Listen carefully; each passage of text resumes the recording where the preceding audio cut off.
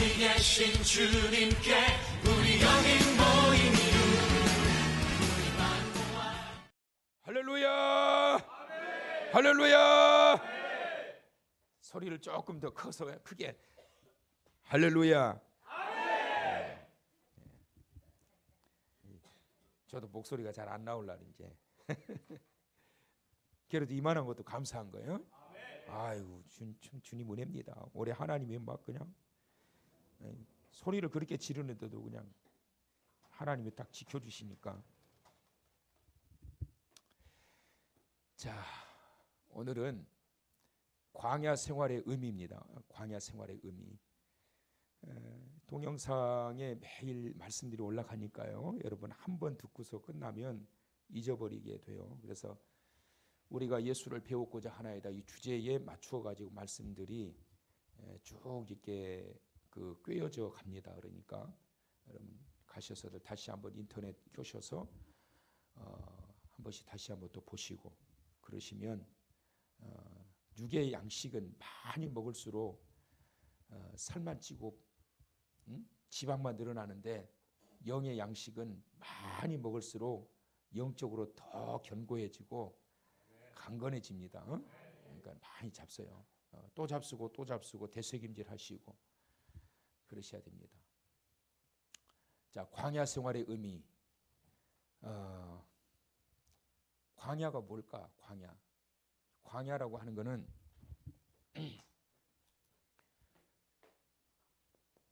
이 광야라고 하는 것은 성경에서 말씀하고 있는 이 광야는 여러 가지 의미를 내포하고 있는데 이제 뭐 한마디로 이야기를 하면 우리가 이 땅에서 살아가는 삶의 현장을 의미합니다.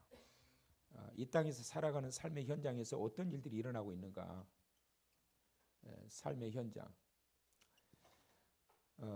이 광야 길을 어떻게 걸어가느냐 굉장히 중요합니다.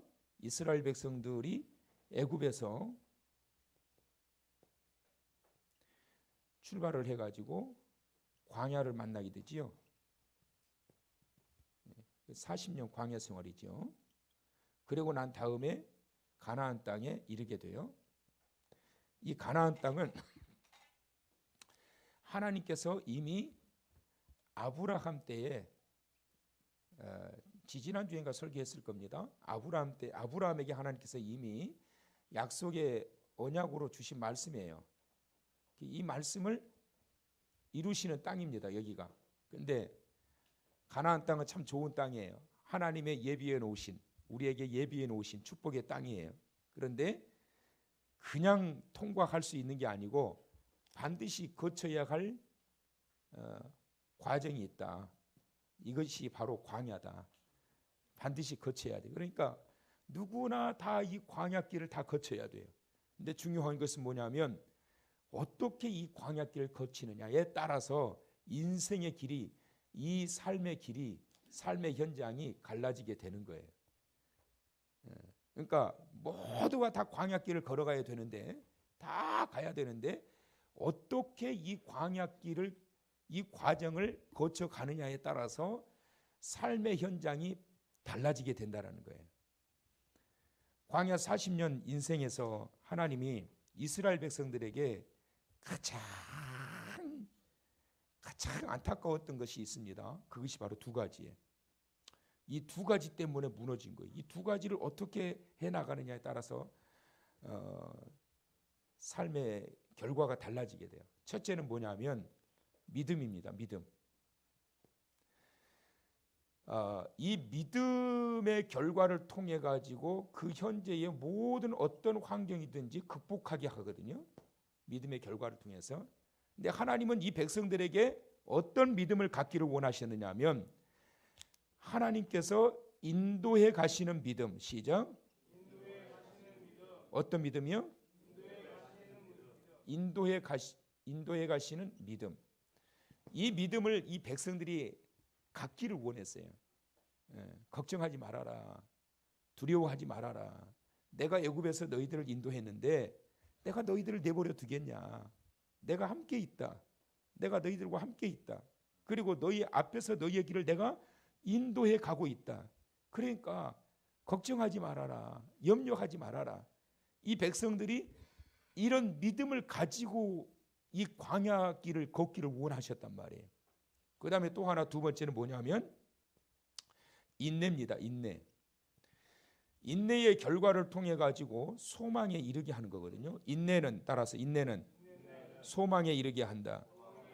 믿으시면 인내의 결과로 소망에 이르게 하는 거예요. 하나님이 안타까웠던 것이 뭐냐면 이 광야길에서 인내의 한계를 드러내게 되었다는 거예요. 이 백성들이 인내의 한계. 그러니까 인내의 한계에 봉착하다 보니까 그걸 극복하지 못하게 되니까 어떻게 되느냐 하면 그들의 믿음이 무너져 버리는 거예요. 그러니까 이걸 극복하지 못하게 되면 이 믿음까지도 무너져 내려버리게 되는 거예요. 이것이 바로 광야의 이스라엘 백성들이 가지고 있었던 두 가지 현상이었습니다. 자, 그 결과로 그들에게 나타난 현상, 인내의 한계를 극복하지 못하고 믿음이 무너지게 되니까 자, 어떤 현상이 나타나는지 성경을 찾아봅니다. 자, 민수기 14장 27절을 다 같이 한번 이제 읽어볼 겁니다. 자, 하나님이 모세한테 막 그냥 야 막 그러면서 막 이야기를 하셔요 지금. 자, 거기에 단어가 3번 등장이 되죠. 시작.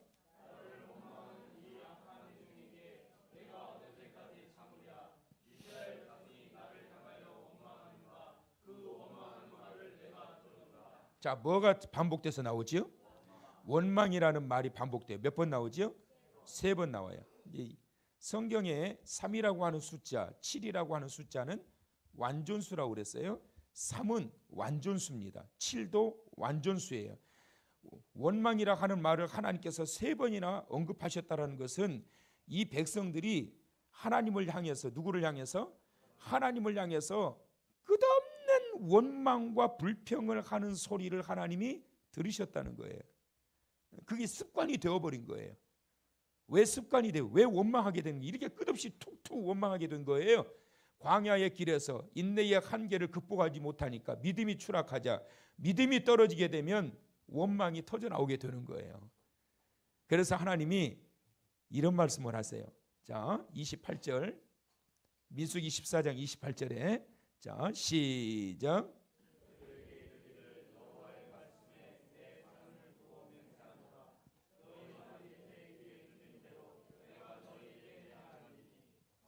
자, 너희 말이, 그렇죠?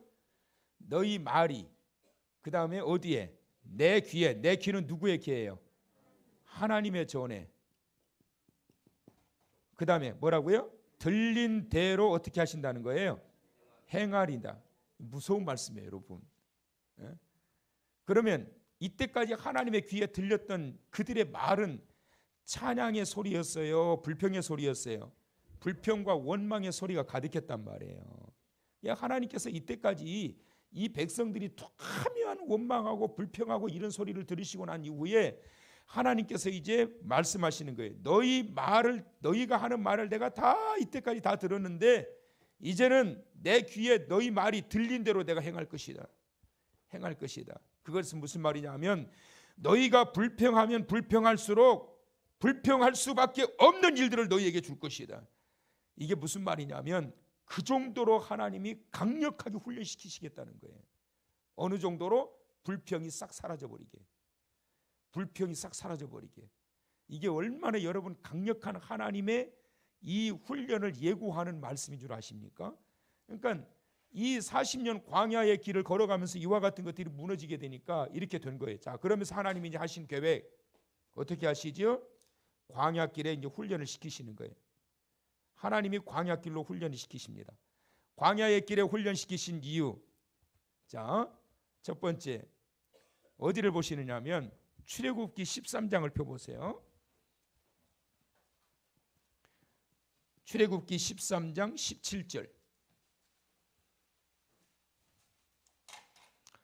자, 다 같이 찾으셨으면 읽어보십니다. 시작.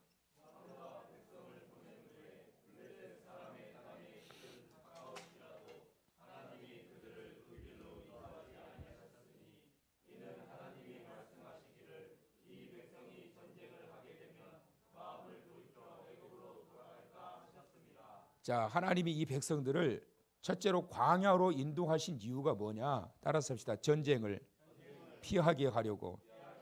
왜 전쟁을 피하게 하려고 했을까요?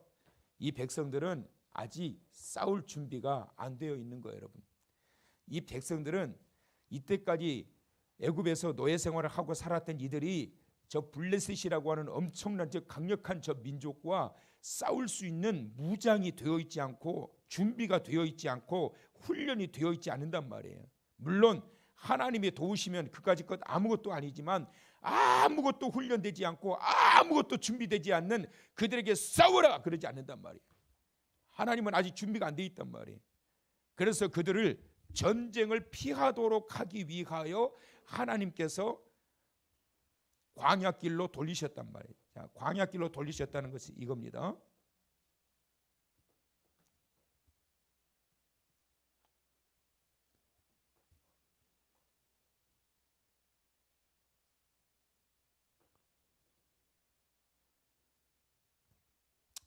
여기가 이제 지중해 바다예요. 지중해. 여기는 이제 홍해 바다고, 여기가 이제 애굽인데, 지금 이제 가장 가까운 거리가 이제 이렇게 해서 들어가는 게 가장 가까운 거리예요. 근데 지금 이 지중해 지역에 블레셋 사람들이 살고 있었어요. 블레셋 민족은 5족속으로 되어 있어요. 이렇게 5족속. 가드 지역 뉴스에 가끔 나오죠. 그 다음에 제일 이제 요즘 자주 나오는 게 가자 지구 나오잖아요. 가자 지구. 거기가 이제 블레셋 지역이었어요. 가자 지구, 가사라고 나오죠. 가사. 그 다음에 아스돈, 아스글론, 그 다음에 에글론. 이렇게 이제 5 블레셋 사람들이 여기에 살고 있었단 말이에요. 그러면 가장 가까운 길로 통과해서 이렇게 들어가려면 결국은 이들과의 전쟁을 해야 된단 말이에요. 이 블레셋 사람들이 살고 있는 여기를 전부 다 치고 들어가야지 이 히브리 민족들이, 엄청난 이 민족들이 출애굽에서 지금 좀 가겠다는데 아무리 많은 통행세를 준다 한들 누가 그걸 허락을 하겠냔 말이에요. 한두 명이 가는 것도 아닌데. 그래서 이 5 족속들이 살고 있는 블레셋 진영을 분명히 허락하지 않을 거고, 그러면 어떻게 해야 돼요? 싸워야 된단 말이에요. 싸우면 이스라엘 백성들은 뭐 완전히 깨질 수밖에 없죠. 하나님이 도우셔서 승리케 하시겠지만, 그래서 이 전쟁을 치룰 수 있는 준비가 되어 있지 않기 때문에 하나님께서 이 길을 선택하지 않게 하셨다. 블레셋 족속이 5 족속이었다라는 이 말 때문에 한 가지를 더 참고로 좀 말씀을 드리면, 다윗이 누구하고 싸웠어요? 싸운 사람들이 뭐 많죠. 블레셋에 누구하고 싸웠어요? 골리앗과 싸웠어요. 근데 누가 이겼습니까? 다윗이 이겼어요. 어떻게 이겼어요? 돌멩이 하나 가지고 그냥 던져서 이겼어요. 근데 갈 때 몇 개를 가지고 갔어요? 5개 가지고 갔어요. 왜 5개를 가지고 가요? 믿음이 있는 다윗이라면 1개만 가지고 가면 되지. 뭘 그걸 5개까지 가지고 가냐고, 그거를. 안 그래요?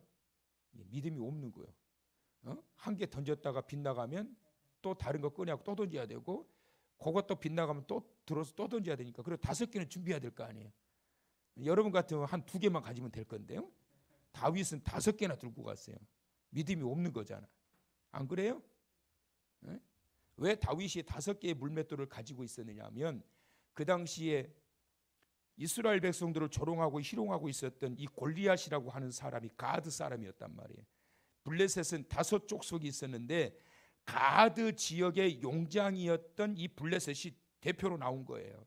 각 족속마다 블레셋과 같은 용장, 군대 장관들이 각 족속마다 가드 지역, 가사 지역, 아스글론, 아스돗, 에글론 5명의 군대 장관들이 있단 말이에요. 다윗은 지금 블레셋의 이 5 족속들을 쳐 부시겠다라는 거예요. 너희들 블레셋 족속들, 여호와의 만군의 여호와의 이름으로 내가 너희 앞에 서노라. 다 나와라. 다 나와라. 골리앗 너뿐만 아니라 다 나와라. 지금 이스라엘의 대표자로 지금 다윗이 나와 있는 거잖아요. 바로 이 다윗의 이 믿음을 표현하고 있는 거예요. 이 믿음이 블레셋을 결국은 골리앗 한 명 쓰러뜨렸지만 전체 5족속이 벌벌 떨 정도로 물리쳐버리게 되는, 5개의 돌멩이가 필요 없이 한 개만 가지고도 블레셋 전 이들을 덜덜덜 떨게 만들어버리는 놀라운 하나님의 역사가 나타났던 것, 이것이 바로 다윗이 가지고 있었던 믿음이었단 말이에요. 자, 그래서 이 블레셋은 5족속이었어요. 그래서 이쪽으로 허락하지 않고 전쟁을 피하게 하시려고 하나님께서 광야길을 선택하게 하셨다. 여기가 이제 광야 지역이. 자, 두 번째 어디를 보시느냐 하면 신명기를 펴보세요. 신명기 8장 2절을 보십니다. 신명기 8장 2절. 자, 거기에 광야길을 택하신 3가지 이유가 나옵니다. 그것을 여러분들이 한번 뽑아보세요. 자, 8장 2절 장세기, 출애굽기, 레위기, 민수기, 그 다음 신명기예요. 모세의경 가운데 5번째 거. 자, 8장 2절 시작.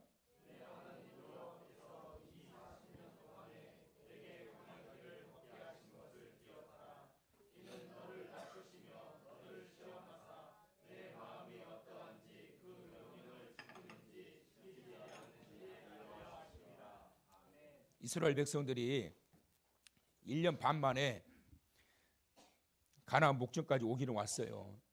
근데 그들이 툭하면 불평하는 거예요. 왜요? 인내의 한계점을 뛰어넘지를 못해. 이게 그들의 한계였어요, 여러분.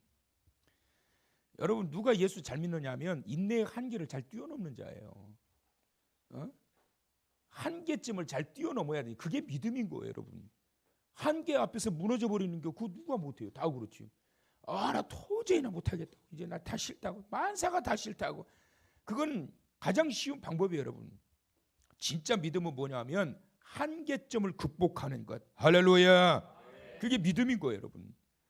한계를 극복하지 못하게 되면 믿음이 무너지게 되는데, 결국 그 결과는 뭐냐면 탓만해. 원망하고 불평하고, 자기 잘못된 건 하나도 없어. 다 탓만해. 그것도 누구를 탓하느냐? 모세를 탓하는 것도 지나서 이제는 하나님을 향해서 막 원망하기 시작해요. 여러분, 무서운 거예요, 그거, 여러분. 농담으로라도 여러분 하나님을 향해서 원망하고 그러면 안 돼요. 그러자 결국은 하나님께서 택하신 방법, 광야로 인도하시는데 신명기 8장 2절에 보니까 첫째, 뭐 하시려고? 시작. 뭐 하시려고? 시작. 그렇지요. 뭐 하시려고? 낮추시려고. 그들을 겸손하도록 하기 위해서. 이 말은 무슨 말이에요? 겸손하기 전에 그들은 어찌했다? 목이 곧은 백성이었다. 교만했다는 이야기예요. 그들을 낮추시도록 하기 위하여 하나님이 광야길을 선택하셨다라고 하는 것은 무슨 말이냐면 그들은 교만했다는 거예요, 여러분. 왜 그렇게 원망하느냐? 왜 인내의 한계에서 무너져 버리게 되느냐? 그것은 교만 때문에 그런 거예요, 여러분. 교만 때문에. 여러분, 이 교만이라고 하는 것은 결국은 모든 것들을 다 잃어버리게 만듭니다. 그래서 이 백성들의 그와 같은 이 교만이 은혜의 자리에 이르지 못하게 하고, 인내하지 못하게 하고, 믿음이 무너져 버리게 하고, 하나님조차도 원망하게 하고, 자기들은 잘못된 것 하나도 없고, 이 교만함 때문에 그들을 낮추시려고 겸손하게 하도록 하기 위하여 하나님께서는 그들을 광야길을 선택하셨다. 그래서 그들을 유턴시켜버리는 거예요. 1년 반 동안 고생해가지고 거기까지 이르러 갔지만 1년 반이 문제가 아니라 나머지 38년여 기간 동안을 광야에서, 신광야에서 뺑뺑이를 돌리시는 속칭 그 약도를 보게 되면 그 자리에서 뺑글뺑글 돌아요.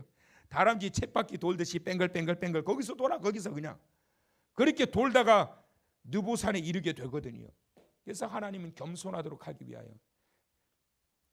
고난을 하나님께서 필요해서 주시기도 하지만 우리가 자초하는 고난도 많아요. 어떤 자초? 교만해서, 여러분.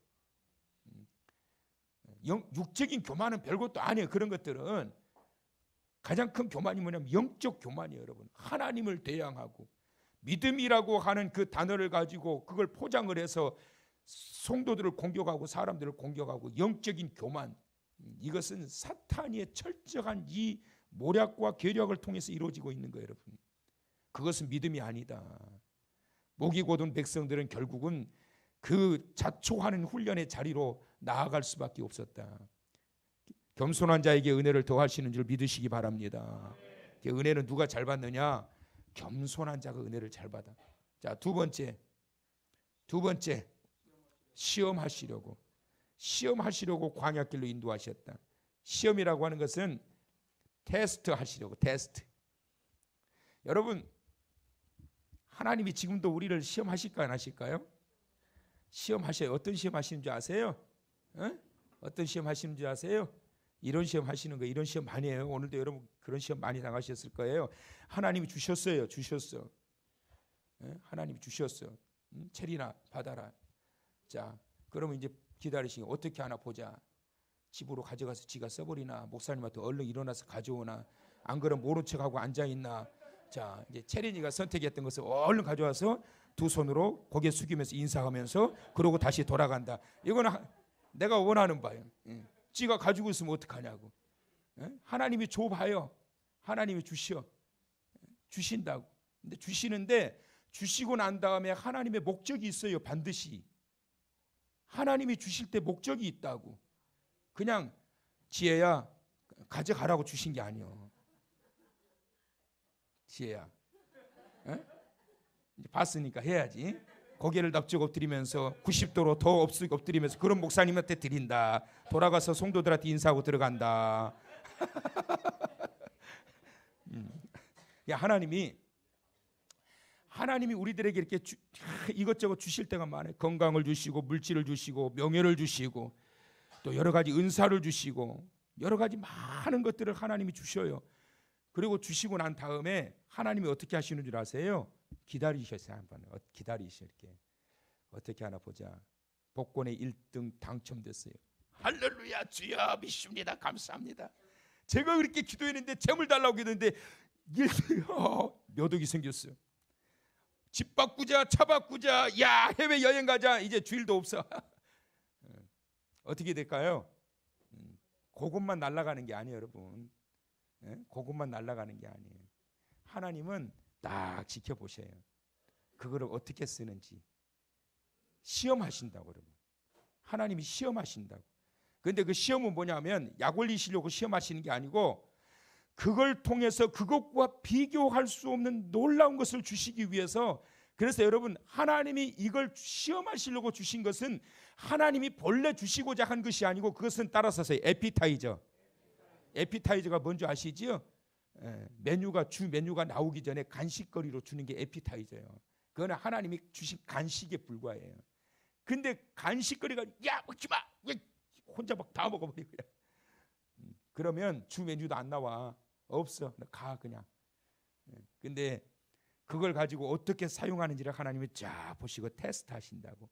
그리고 난 이후에 하나님께서 진짜 주시고자 하시는 축복은 그때 나타나는 거예요. 하나님의 시험에 통과하시길 바랍니다. 하나님의 시험에 통과하는 자가 되어야 돼요, 여러분. 하나님의 주실 축복이 내게 다가오게 될 때 거기에서 만족하지 말고 그걸 어떻게 사용할 것인가. 잘 사용하게 되면 그 에피타이저가, 그 이후에 나오는 하나님의 주 메뉴는 우리가 상상하지도 못하고 생각지도 못했던 엄청난 그 축복으로 다가오게 되는 거예요. 진짜 하나님의 축복은 바로 그때 나타나요. 할렐루야. 하나님이 그 시험을 하시려고 광야로 인도하셨다는 거예요. 그 훈련 시키시려고. 그 훈련이 안 되면 어떻게 될까요? 그 훈련이 안 되면 그때마다 욕심 부리는 것을 떠나서 하나님이 정말 이 백성들에게 복 주시고자 하시는데, 정말 좋은 거 주시려고 딱 지금 보고에 가지고 계시는데 이거를 지금 못 주시는 거예요. 통과를 해야 주시는데 못 주신단 말이에요. 하나님은 주시고 싶어서 안달이 나셨는데, 받을 수 있는 그릇이 되어야지 부어주시지. 준비가 되어 있어야 부어주시지. 통과가 되어야 부어주시지. 그래서 하나님의 시험에 통과하는 자가 되어서 하나님께서 주시고자 하시는 그 축복을 받게 될 때, 받은 자도 기쁨이지만 주신 자에게는 영광인 거예요. 통과하시는 자 되시길 축원합니다. 그 다음에 세 번째 또 하나 뭐예요? 순종하는지를 보시려고. 순종도 훈련시키시려고 하나님께서. 그러니까 하나님께서 광야로 인도하신 이유는 그들로 하여금 낮추시도록 하게. 야야야야, 너 목이 너무 뻣뻣하다. 목 좀 꺾어. 왜 그렇게 교만하냐? 하나님이 꺾어 놓으시려고. 하나님이 시험하셔서 정말 하나님이 주신 이것을 하나님이 원하시는 대로 바르게 사용했더니 그 이후에 다가오는 축복, 비교할 수 없는 축복. 그러니까 어떻게 해요? 하나님의 뜻대로 사는 거예요. 하나님 기뻐하시는 일들을 찾아서 행하는 거예요.